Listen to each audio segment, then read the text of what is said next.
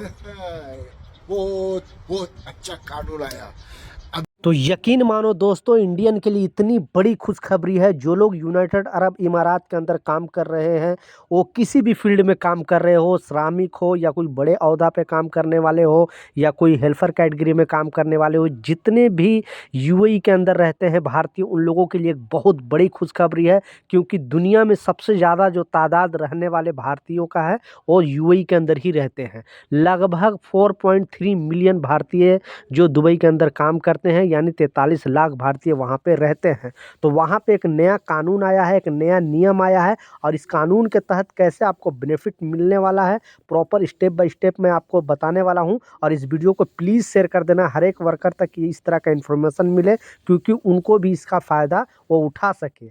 तो चलिए स्टार्ट करता हूँ, बताता हूँ अपडेट के बारे में। दूसरा जो एक नया अपडेट आ रहा है, वो भी आपको बताता चलूँ, वो भी वीज़ा से रिलेटेड। इस अपडेट में बताया जा रहा था, क्योंकि बहुत सारे लोग सोशल मीडिया पे आके यूएई के अंदर, क्योंकि शेख साहब ने भी वीडियो बनाकर लोगों को, पावर ऑफ शारजा जो शेख साहब है, उन्होंने भी वीडियो बनाकर लोगों को अवेयर किया है और बताया है। और गवर्नमेंट की तरफ से भी जितने भी ये सोशल मीडिया इस्तेमाल करके लोग यूरोप जाने के नाम पे या फिर यहाँ पे वीज़ा के नाम पे लोगों के साथ जो फ्रॉडबाजी करते थे, अगर वो यूनाइटेड अरब इमारात के अंदर रहेंगे और इस तरह से चीज़ अगर वो करेंगे, तो दुबई पुलिस उनको पकड़ के जेल में डालेगी। क्योंकि यहाँ पे वीज़ा का जो लेन देन करना बिल्कुल यहाँ पे गलत है। यानी कोई भी कामगार से वर्क वीज़ा का पैसे नहीं ले सकता है, या फिर फॉरेन कंट्री के जाने के नाम पे किसी से पैसे यहाँ पे दुबई के अंदर कोई नहीं ले सकता है, अगर वो प्रूफ हो जाता है। क्योंकि ऑनलाइन पे आके अगर कोई मांगता है, तो गवर्नमेंट के पास वो प्रूफ बन जाता है। तो उस केस में गवर्नमेंट चाहेगी, यानी दुबई पुलिस जाके उनको गिरफ्तार करके सीधा जेल भेजेगी। लेकिन यूनाइटेड अरब इमारात से अलग है वो, तो उस पर गवर्नमेंट का कोई पकड़ नहीं होता है। लेकिन अगर दुबई के अंदर इस तरह का चीज़ कोई करेगा अब, क्योंकि आपको मालूम है कि बहुत सारे लोगों को यूरोप जाने के नाम पे बोलता है कि मैं कनाडा भेज दूंगा, कोई यूएस भेज दूंगा, आप मुझे 10,000 दिरहम दे दो, 12,000 15,000 दिरहम दे दो, आप यहाँ क्यों 1,000 1,200 दिरहम कमा रहे हो, वहाँ जाओ 2 लाख 3 लाख 4 लाख इस तरह से आप पैसे कमाओगे। तो लोग लालच में आकर पैसे दे देते थे, और ये लोग पैसे लेकर भाग जाते थे। और ज़्यादातर इन लोग ऑनलाइन का ही सहारा लेते थे, जैसे टिकटॉक हो गया, व्हाट्सअप हो गया, फेसबुक हो गया, और भी जितने भी सोशल मीडिया है, उस अकाउंट पर ये लोग वीडियो वगैरह डालकर लोगों को फंसाते थे। तो अब गवर्नमेंट सारे लोगों को पहले तो वार्निंग दिया था कि इन लोगों के चक्कर में नहीं आना है, लेकिन अब अगर कोई इस तरह का चीज़ सामने से आकर करेगी, तो पुलिस उनको सीधा पकड़ के जेल में डालेगी। तो बिग सलूट है शेख राशिद अल मखदूम जी का, जिन्होंने इस तरह का कदम उठाता है और लोगों को बचाने के लिए तरह तरह का नियम कानून बनाते रहते हैं।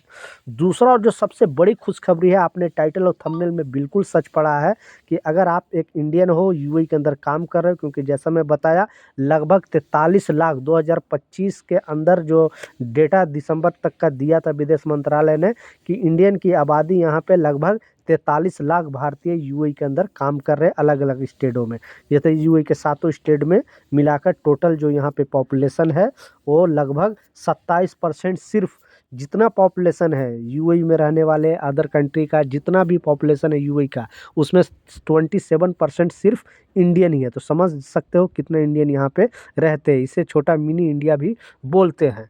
तो यहाँ पे एक नया अपडेट आया है, एक नया कानून आया है, और इस कानून के तहत बहुत सारे श्रमिक का जो है वो प्रॉब्लम सॉल्व हो सकता है। सॉल्व इसलिए हो सकता है कि जब आप अपने यहाँ से, इंडिया से जाते हो अदर कंट्री कमाने के लिए, काम करने के लिए, तो हर किसी का कुछ ना कुछ रीज़न होता है।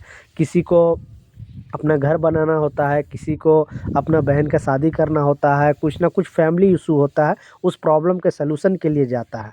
फिर पता चलता है कि वहाँ जाने के बाद उनको कुछ ना कुछ बड़ा इशू हो गया, उनका डेथ हो गया या कुछ ऐसा मसला हो गया, तो आपके आपके जाने के बाद आपके फैमिली चलाने के लिए कौन रहता है, आपको कौन सपोर्ट करेगा।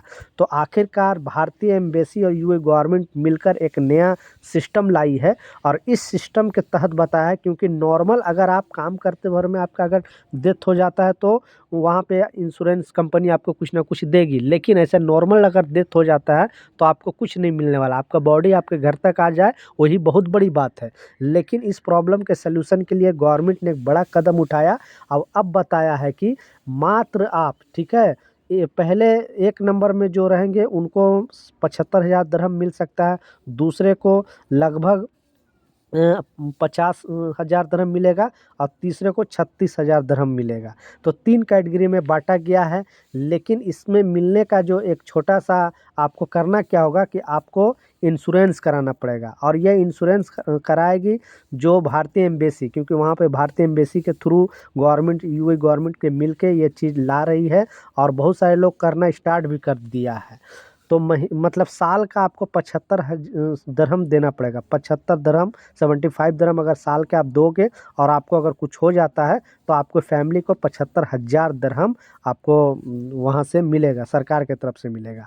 और अगर साल के आपको 50 दरहम आप देते हो तो आपको अगर कुछ हो जाता है, वहाँ पे नॉर्मल डेथ हो जाता है, तो 50,000 दरहम आपको वहाँ मिलेगा, गवर्नमेंट की तरफ से मिलेगा आपकी फैमिली को। उसी तरह अगर साल का आप 36 दरहम देते हो तो आपको 36,000 दरहम ऐसे नॉर्मली मिलेगा। मतलब 3 कैटेगरी में बाँटा गया है। तो बहुत सारे लोगों को उनके जाने के बाद फैमिली चलाने के लिए कुछ होता नहीं है, तो कुछ ना कुछ सपोर्ट मिल जाएगा। तो चाहिए आपको 75 दरहम, साल का कुछ नहीं है, महीने का 4-5-6 दरहम पड़ा यही है, तो 5-6 दरहम तो आप ऐसे ही ख़त्म कर देते, लेकिन आपको एक सेफ्टी मिल जाएगी। तो आप भी जाकर एम्बेसी में जाकर, भारतीय एम्बेसी में जाकर आप ये इंश्योरेंस करा सकते हो और उनसे और भी राय सलाह ले सकते हो। तो ये कुछ अपडेट था, कुछ जानकारी था, मैं सोचा आप लोग के साथ शेयर करूँ। कुछ सवाल है, कुछ कन्फ्यूजन है, नीचे कमेंट सेक्शन में ज़रूर लिखें, मैं ज़रूर आपको रिप्लाई करूँगा। मिलता हूँ नए अपडेट के साथ, नई जानकारी के साथ। जब तक जय हिंद।